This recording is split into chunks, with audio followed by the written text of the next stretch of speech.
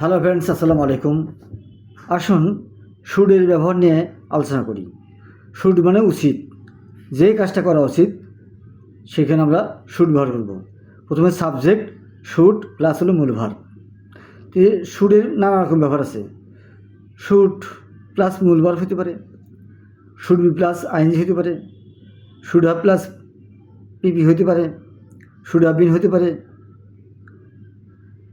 যেমন ধরুন, তোমার কাজটি করা উচিত, you should do the work. তোমার কাজটি করতে থাকা উচিত, you should be doing the work. তোমার কাজটি করা উচিত ছিল, you should have done the work.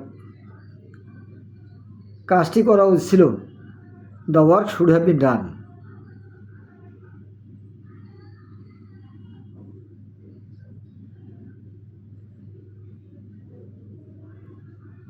তোমার একজন শিক্ষক হওয়া উচিত, you should be a teacher.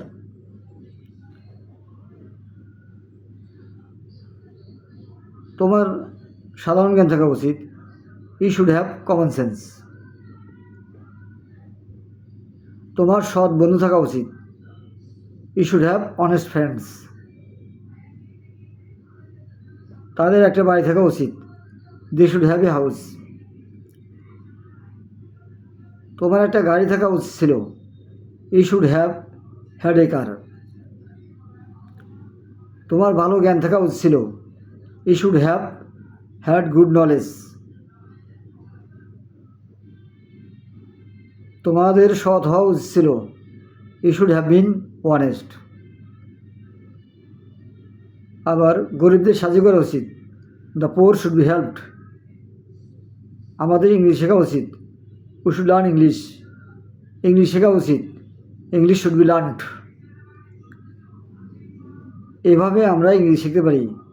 In this way we can learn English. আশা করি বুঝতে পেরেছেন।